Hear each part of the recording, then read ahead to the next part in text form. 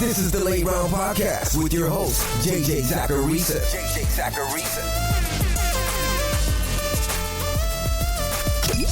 What's up, everyone? It's JJ Zacharisa, and in this episode 937 of the Late Round Fantasy Football Podcast, sponsored by Underdog. Thanks for tuning in.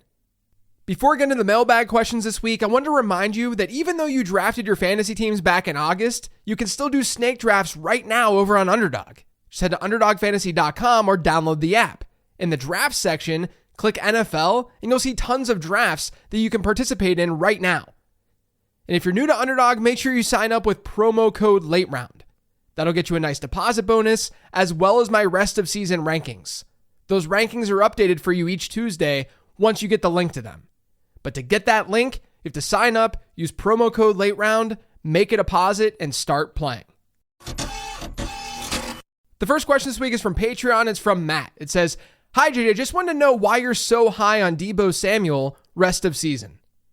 So I wouldn't be surprised if this is a common question out there. Not that all of you have my rest of season rankings, but I would imagine that people aren't high enough on Deebo right now, in my opinion, of course.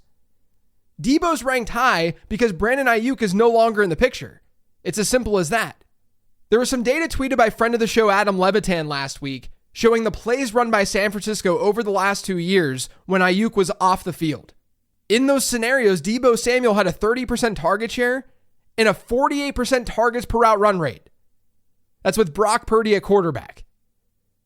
Now, we don't have a massive sample of Deebo without Ayuk in full games, but Ayuk missed week 3 last year.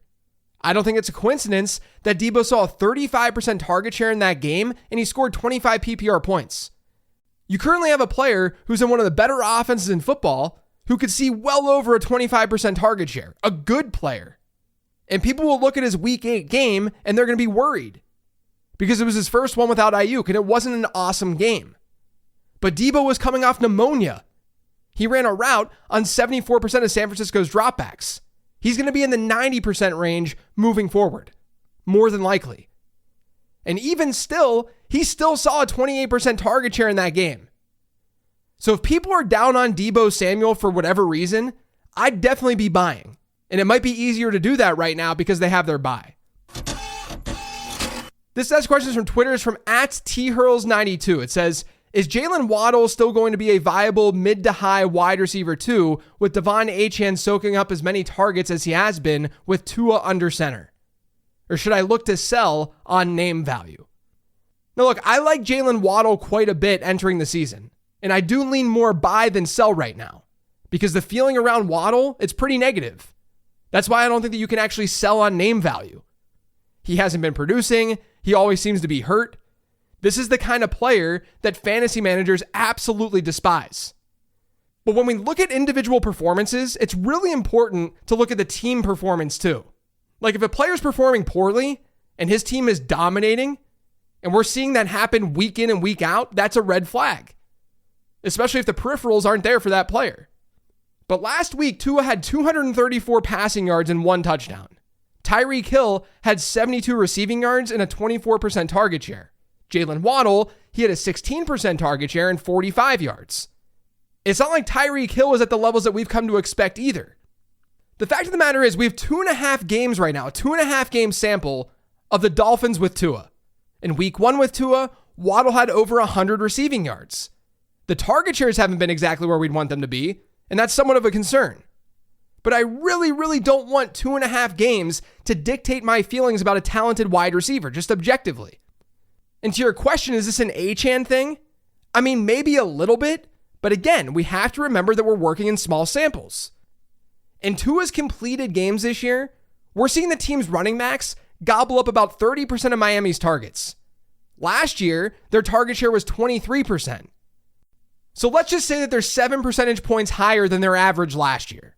Jaylen Waddle in those 2 games only has a 15% target share, which is 8 percentage points lower than where he was at in 2023 when we're looking at target share per game. So you might be thinking, oh wow, all of Waddle's targets are just going to the running backs.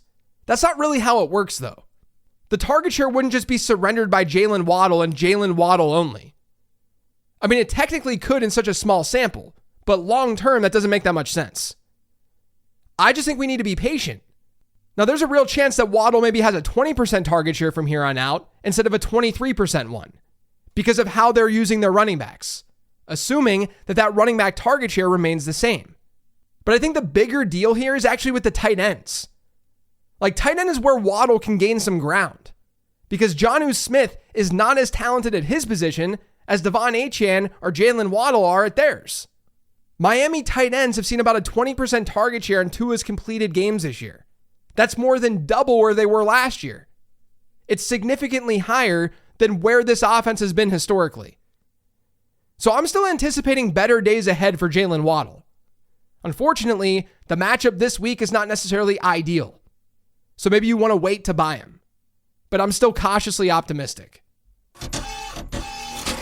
This next question is from Patreon. It's from Mad Chow. It says, how do you see Deontay Johnson performing for the rest of the season with the Ravens? Do you think his trade value is at its peak right now, given the uncertainty? Or should I hold on to him, expecting him to carve out a strong role?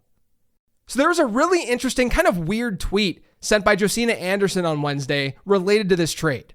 It's a long tweet, but here's a chunk of it. She wrote, while I'm told Johnson was brought to Baltimore for his speed, separation, and punt returning abilities, especially with Deontay Hardy's listing on IR, it's been reinforced to Flowers and Bateman, even going back to last year when the team added additional weapons at wideout, that the organization not only believes in the aforementioned duo, but also has very high confidence in them.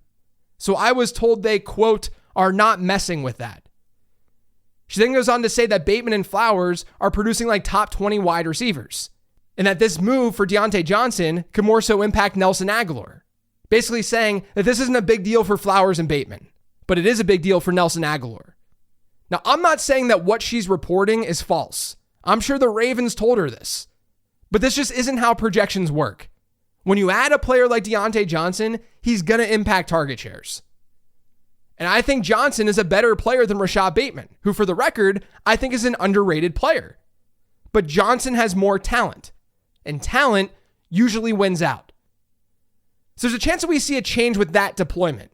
But this move is kind of weird to me because the Ravens are cooking offensively.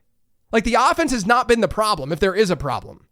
But this Ravens team has also used 11 personnel at the lowest rate in football this year. They're trotting out 3 wide receiver sets at a lower rate than any other team. You add Deontay Johnson, and does that change? I think this is probably where Josina's tweet is coming from, and why the Ravens are saying what they're saying. Because they don't want to change something that's already working. But that's easier said than done when you add a player like Deontay Johnson. So what this means is that there are some really interesting potential outcomes here. One of those outcomes is that this tweet is totally right. That the Ravens almost made this move for special teams and depth reasons. Which, sure, that could be the case. But that would be wasting Deontay Johnson's talents. The second outcome here is that they continue running the same offense, but Rashad Bateman's the one who takes a pretty big hit. Johnson steps in, he takes that role. Now, the third outcome is that they fundamentally change the offense. They run a lot more 11 personnel. What would happen then? Well, the wide receivers would see a decrease in target share because there's more competition at wide receiver. And then the tight ends would see a major decrease because all of a sudden, you're only rolling one of them out on the field at once rather than multiple. I think the most likely outcome is somewhere in the middle of all three of these things. That they do increase their 11 personnel usage, but not to the point where they're like a top 10 team in 11 personnel. I do think that we might see a slow start for Deontay, given he has to learn this offense, and they probably do like Bateman. Remember, he got a new contract. But as the season goes on, I just think Johnson is a better player than Rashad Bateman. So he may see more work towards the end of the year. I think it's clear, just given everything that I just outlined, though, that this is bad for fantasy football. A player like Johnson on Carolina, that offense is bad. We didn't have that much hope with Bryce Young. But Johnson could at least hit huge target shares.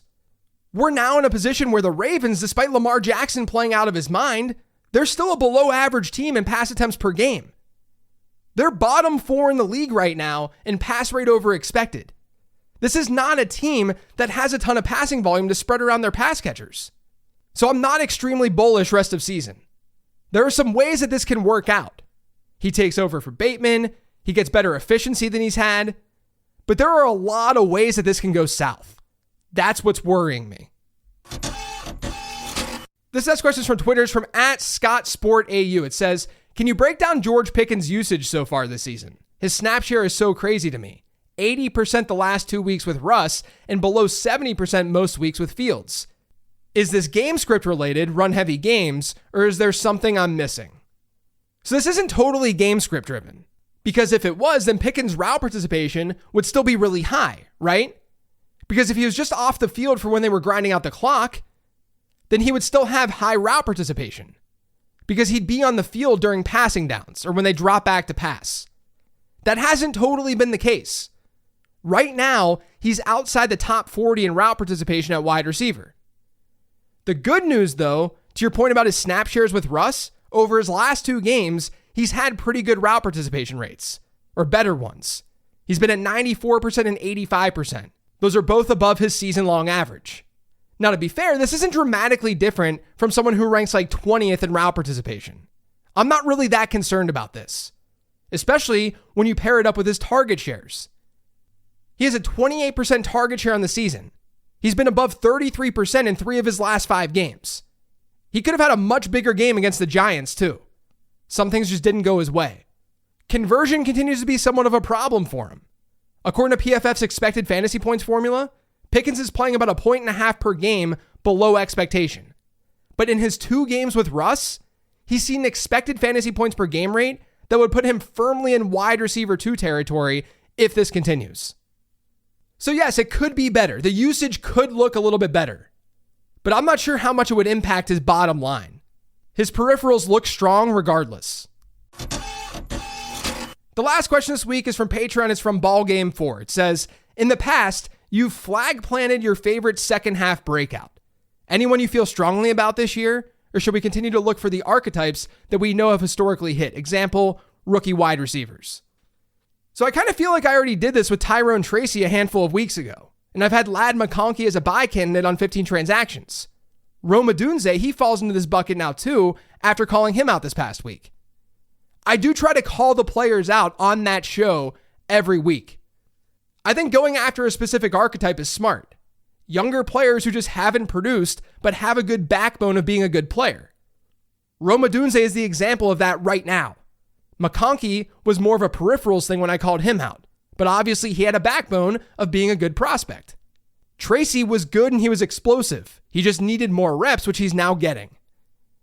But I'll give some more players who I think could improve during the second half. I think we have to focus on rookies mostly because we know they perform better during the second half of the season versus the first. I'm still into Ricky Pearsall's potential in San Francisco. He hasn't given us a monster game in his 2 games this year, but we have to remember he's coming off getting shot and he's a rookie. You have to give him at least a little bit of time. Christian McCaffrey coming back may open up more down the field looks too. And then another player I wouldn't give up on yet is Jalen McMillan. Just give it a little bit of time. It may not come to fruition, but just be a little bit patient. And then I really hope that the Bengals give Eric All and Jermaine Burton a little bit more work down the stretch. I feel less bullish about that happening though. But Burton did see his best route participation of the season last week by far with T. Higgins sidelined. But unfortunately, there hasn't been that much movement with Eric All's usage. But I do think towards the end of the year, those guys might be more involved within that offense. And I think that we need to at least have A.D. Mitchell on speed dial right now with Joe Flacco starting. I think he's a better player than Alec Pierce. But hilariously, one of A.D. Mitchell's comps in the Zap model was Alec Pierce. Just continue to monitor his usage in that offense. And then at running back in deeper formats, you got Kamani Vidal, Marshawn Lloyd, Trey Benson, Jalen Wright, Ray Davis. I still think you should be stashing those players.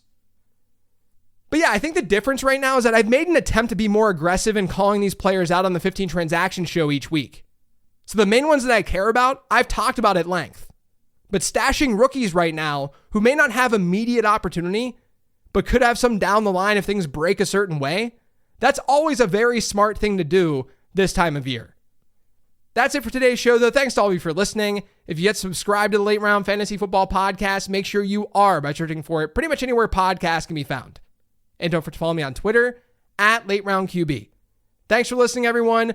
Hope you enjoy your weekend, and I hope you enjoy a Late Round Perspectives episode that's dropping later today. I'll talk to you next week.